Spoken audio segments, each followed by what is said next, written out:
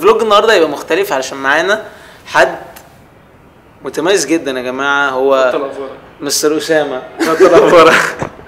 صباح الفل ولا بتقولوا ايه؟ بنقول صباح الخير يا مصريين. صباح الخير يا مصريين. يا مصر دي اصلا بتاعت عمرو الصديق.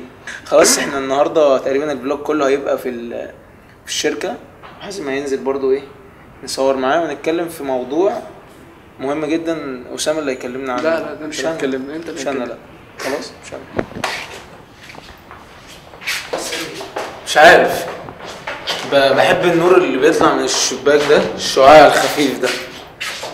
هو في الشباك خلص.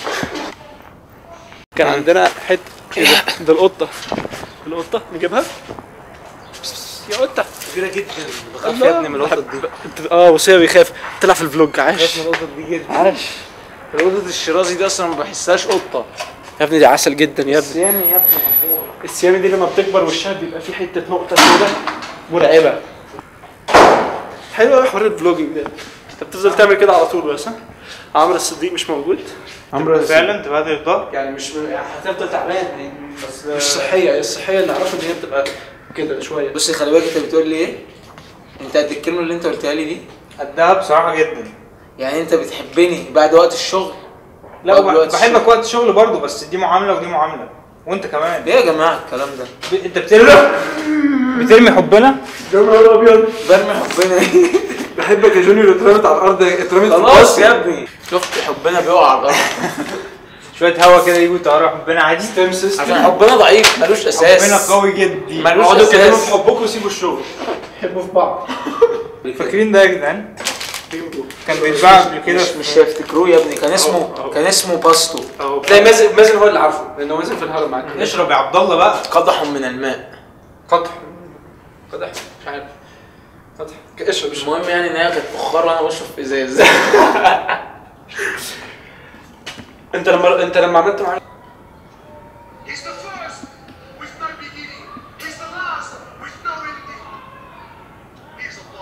الكلام ده ما بيطلعش كده. ما بيطلعش تحقير. يلا بينا. عمرو الصديق مش موجود، فاحنا هنستغل اللحظه دي وننم عليه وهنعمل برنامج. تتصور يا معلش. وهنعمل برنامج اسمه احنا مش هنتكلم في اي حاجه، احنا نقعد كده بس. لا انا ممكن اتوكل على الله. طيب كنت بقول لك ايه بقى واحنا تحت؟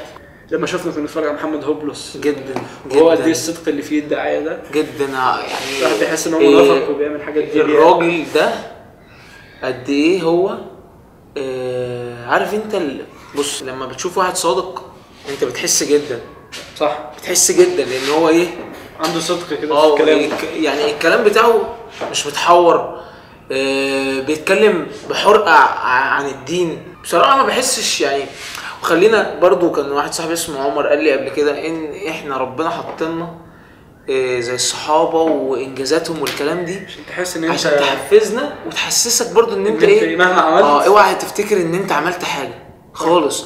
وفي نفس الوقت تخليك تقعد تجاهد وتطور من نفسك. يعني انا لما شفت محمد هوبلوس ده يعني ما بقتش عارف طب ايه اللي انا بعمله ده. طب خلي بالك، يعني الراجل قاعد قدام كاميرات وقاعد قدام ناس وهو مش شايفهم خالص وصادق في كلامه.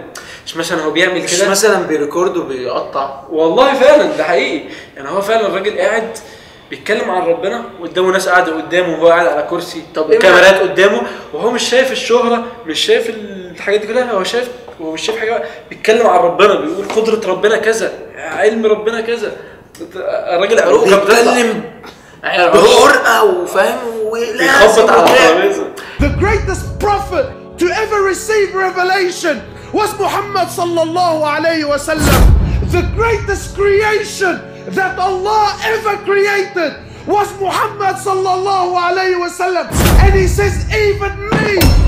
يعني لو واحد بيمثل ده يبقى ممثل عالمي عشان يعمل كده. يعني ده عنده درجه من الرياء غريبه عشان يعمل كل ده. يعني عشان يعرف يطلع بالاداء ده. فالراجل فيه صدق رهيب جدا ما شاء الله، زي ما انت بتقول تعرفه كده من غير ما بالظبط. كلامه بيوصل، يعني ما فيش حجاب بينه وبين القلب.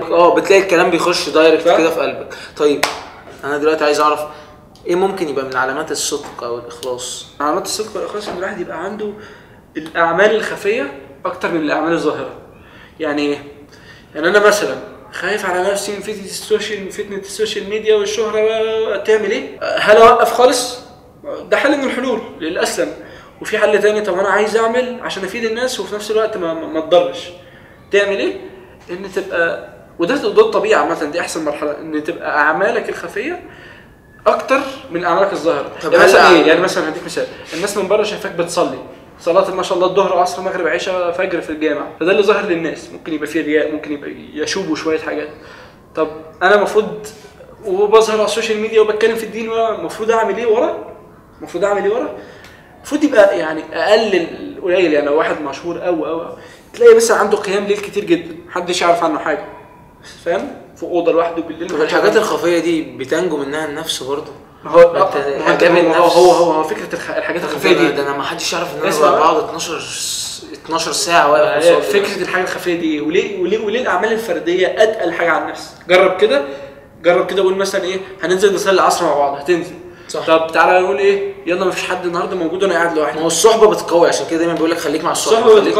هي السلاح ذو حدين. انت ممكن تبقى الصحبه بتقوي، ممكن غير الصحبه مثلا. فنفترض انت قاعد مع ناس مش بتحبهم، بس الناس كلهم هينزلوا يصلوا، بس انت تحبهمش وما تطيقهمش يا سيدي، بس هينزلوا يصلوا.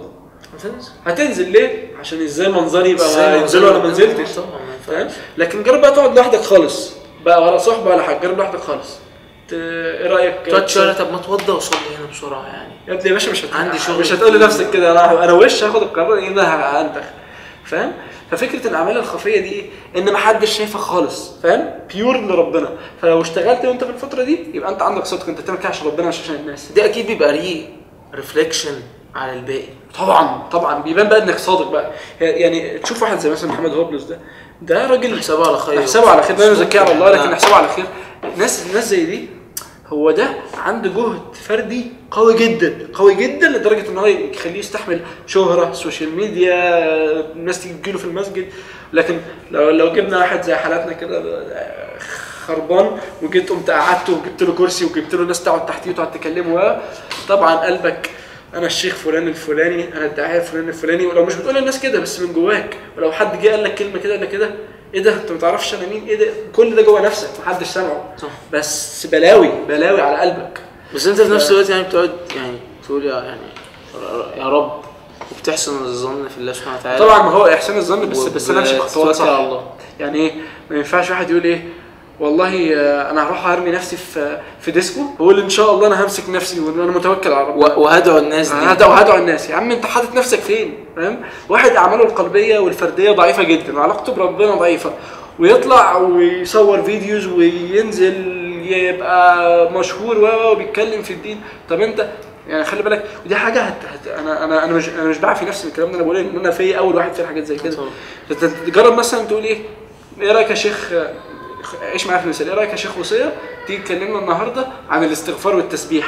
هتكلمني اقول لك ايه، هجيب لك كاميرات واقعد لك ناس واقعد اتكلم ايه ساعتين، اتكلم ساعتين وانا اصلا انا بستغفر. تعالى اقول لك بقى ايه، جرب بقى نروح بالليل النهارده، ايه رايك تقعد تستغفر ربنا ساعه كامله، تقعد كده مع ربنا تستغفر ربنا من ذنوبك. والله لو كملت دقيقتين اجي اطلب العلم على ايدك. ليه تقيله؟ عشان ما حدش شايفك. انت متخيل ان الناس المخلصين دول حياتهم عامله ازاي؟ من كان مرائيا فليرائي الله. يعني ايه؟ لو الرياء دي جايه من الرؤيه، يعني الناس عايزه تشوف، انا مش عايز الناس تراني. فمن كان مرائيا فليرائي الله. يعني ايه؟ يعني لو انت عايز بقى حد يشوفك وتحس يقدر يابريشيت الحاجه اللي انت عملتها دي، طب ما انت عارف ان ربنا موجود وربنا بيشوفك، فانت افرح بالعمل ده قدام ربنا. يعني لو هتتمنظر بالعمل ده بتقول انا بعمل كذا، قول الحمد لله ربنا شايفني، مش ايه بص فلان شافني. لو الشيخ اللي بتحبه، يعني لو الشيخ دخل لك بتصلي ركعتين السنه، ايه ده الشيخ شافني. يا عم الشيخ شافك مين؟ ربنا شايفك وعارف انك بتصلي سنه عشانه. صح. فسيبك من الشيخ. تفرح قوي مثلا لما حد مشهور يشوفك مثلا بتعمل خير اللي هو مش قال لك بوست فلان الفلاني وتقعد تقرا البوست وتتمعن فيه، تقراه 20 مره. ايه انا قلت ايه خلاه ياخد باله. هو انا جميل مع انك ممكن تبقى فاهم في اللقطه الاولى وانت بتبوست انت حاسس الكلام. ايوه انت حاسه جدا، بعد كده يختلط عليك النوايا. وخلي بالك بقى اللي بيحصل اصلا ان انت بتقول كلمه في فيديو او بترفع بوست وانت حاسه جدا، او بتكلم واحد وانت حاسه، فيجي يقول لك والله انا عايز اقول لك حاجه، ربنا يبارك لك، المره اللي فاتت لما وقفت تتكلم معايا انا غيرت كذا، ولما صدم بعديها بقى عشان انت كنت صادق في اللحظه دي. تلاقي الشير بعديها، الشير مثلا ايه، الشير قام جاب قلبك، ايه ده ده الناس تعمل لي شير، ايوه ده حلو. تخيل انت نزلت البوست محدش بيعمل له لايك ولا شير، او ما كانش فيه زرار اللايك ده على الفيسبوك، ولا كان في حد بيعمل لك ولا شير، انت بتدي موعظه للناس. وانا بتكلم في الدين نزلت فيديو، الشيرز واللايكس والحاجات دي فرقت معايا، يبقى انت كده عندك مشكله. انت همك راي الناس، وهمك زي من الاخلاص ان يستوي عندك المدح والذم. الذم والمدح. فانت لكن انت نزلت البوست، انا منزل البوست عشان دي حاجه انا حسيتها وشايف ان لو كتبتها ممكن تفيد غيري. صح. خالد، عارف خالد مين؟ خالد ده شاب توفى، عمل فيديو قبل ما يموت ب 14 ساعه. شفت خالد ده كان متوفي والفيديو بتاعه عمال يجيب فيوز، والفيديو بتاعه عمال يجيب شير، والراجل اتكلم عن الدار الاخره قبل ما يموت ب 14 ساعه. نحسبه على خير، بس انا شايف ان دي بص من علامات الصدق. و12 عمله وهو ميت. انا شايف كده من نعمه ربنا علينا ان هو يبقى مخليك مش عارف العمل اللي انت عملته ده قبل ولا لا، وفي صدق ولا لا، عشان انت تفضل تجتهد مع ربنا، وتفضل ان انت يا رب تدعي كده، يا رب اقبله، يا رب اقبلني، يا رب اقبل. انا الهدف انا رايح للستودنت اكتيفيتي دي علشان انشر كذا، يا رب البوست اللي انا بعمله ده عشان كذا، يا رب الدرس اللي انا بعمله ده للناس ده عشان كذا، الايفنت اللي انا رايحه ده عشان كذا. فانت دايما بتقعد ايه، تكلم ربنا وتناجيه ان هو يقبلك. لكن لو انت كنت خلاص عرفت ان انت اتقبلت، بيقول لك الرياء ده بيجي من ايه؟ من تعظيم المخلوق. تعظيم المخلوق ومفيش تعظيم للخالق. انا بعظم الخالق سبحان الله، مع انه هو اصلا بس كده اللي ملهمك تعمل كل ده. زي ما الشيخ برضو بيقول لك، يعني انت عندك عين، واحد تاني عنده عين، بس ربنا مدي للعين بتاعتك اوردر ان هي تشوف، فبتشوف التاني لا. فاحنا كلنا اصلا ولا حاجه ولا وبلا قيمه. ربنا بيجعلنا ايه، مجرد ايه بس اسباب صغيره جدا، لكن ربنا سبحانه وتعالى طبعا هو بالظبط. انك اللي هتهدي من احبابك. يعني حتى النبي ان ربنا سبحانه وتعالى بيقول له يعني انت مش انت اللي بايدك الهدايه دي بيد ربنا، ولكن الله يهدي من يشاء. صح. انت تقعد تحاول مع واحد كتير جدا اخوك ومش عارف ايه وما يجيش، وتلاقيه راح سمع لواحد تاني كلمه. يعني مثلا الشيخ بتاعي لما كنت بغني راب، مش عارف بفكر في مره اغني راب في الفلوجز بس من غير موسيقى. كنت بغني راب، في الشيخ قعدت اجادل. فالشيخ قال لي حاجه كده، قال لي ايه، بص، قال لي اهل الحق يكفيهم دليل، واهل الباطل ليس لنا عليهم سبيل. وسابني بقى، انا عشت. امتى يبان بقى تعظيم الخالق وتعظيم المخلوق؟ انا لما بخلق ربنا حالتي عامله ازاي، ولما بقعد مع ناس حالتي عامله ازاي، بس فاهم؟ فهو بيقول لك يعني، حتى كان الشيخ كان مره يقول لنا كده على الدرس كذا مرحله. في مرحله ان انا الظاهر بتاعي احسن من الباطن بتاعي، يعني الباطن بتاعي مثلا وحش وذنوب، ولكن الظاهر للناس كويس، تمام؟ وبعد كده في مرحله ان يستوي عندك الظاهر مع الباطن. دي كويسه جدا، ان انت توصل ان الناس مثلا شايفاك كويس وانت في الحقيقه كويس، فاهم؟ علاقتك بربنا كويسه. احسن مرحله خالص ان يكون الباطن بتاعك احسن من الظاهر. يعني تخيل انا شايف وصيه مثلا، بشوف ايه وصيه ده ما شاء الله عليه، شاب حلو بيصلي الصلاه في المسجد، وده اللي الناس شايفاه. وصيه بقى ورا الكواليس ورا الكاميرا، وصيه بيقيم ليل، وصيه عنده ورد من الدعاء، عنده ورد من الاستغفار، وصيه لو عدى على جنازه بيفتكر الموت وينزل يمشي فيها. الوصيه اللي الناس ما تعرفوش، اللي بالك من ربنا، هو ده اللي يدل انت بتعظم ربنا وبتعظم الناس. سبحان الله. مع ان ده عكس الميديا تماما. الميديا بتهتم ان هي تلمعك وش التليفون، ومع ان ظهره مكسور عشان تبيعه. ايوه سبحان الله فعلا. عشان كده بيقول لك محدش يتصدر الا اللي عنده العلم واللي عنده تربيه. عشان يقول لك الشيخ المربي. يعني ايش المربي؟ بيربيك عشان الناس دي تتربى.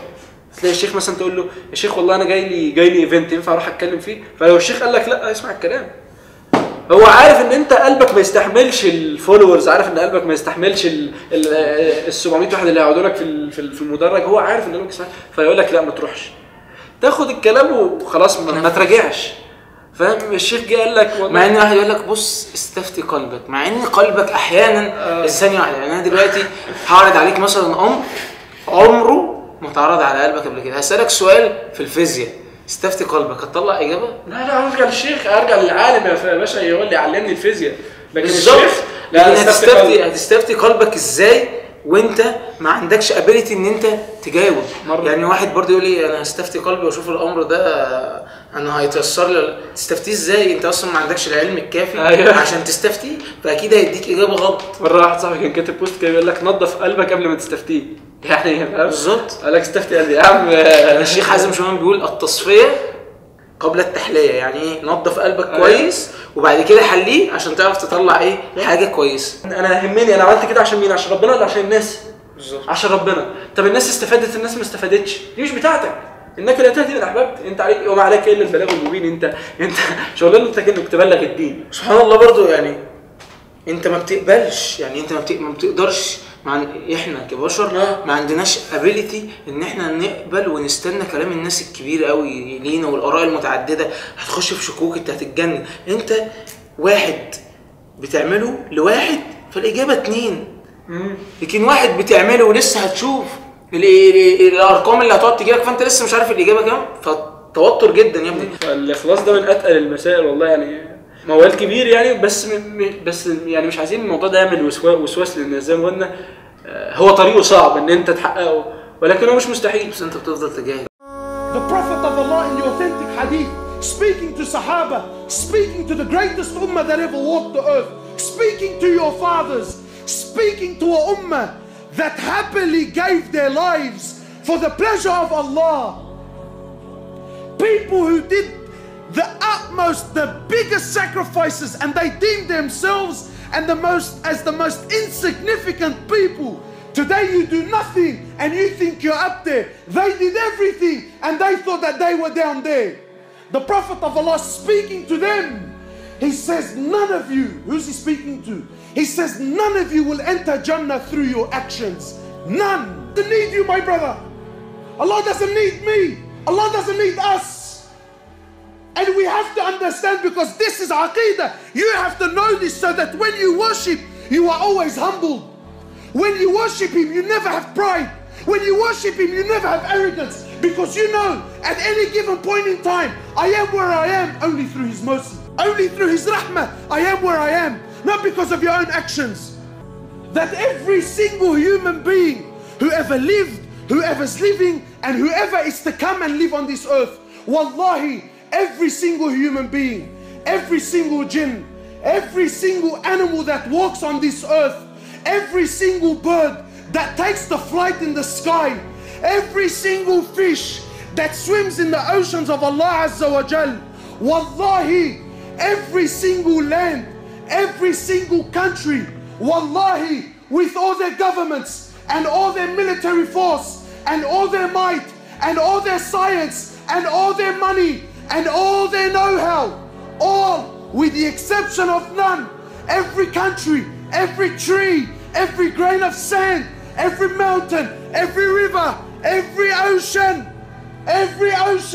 wallahi, every star, every sun, every moon, every single planet, every single angel, the billions and billions and billions of angels, all of them, with the exception of none, Mikael, Jibrail, Israfil, all, the first heaven, the second heaven, the third heaven, the fourth heaven, the fifth heaven, the sixth heaven, the seventh heaven, the ocean above it, the 8 that carry the throne of Allah, the arsh of Allah, all are dead, all are dead. Nothing moves, nothing stops, nothing makes, nothing breaks, nothing gives, nothing takes, nothing rises, and nothing falls, nothing harms, and nothing benefits. Illallah.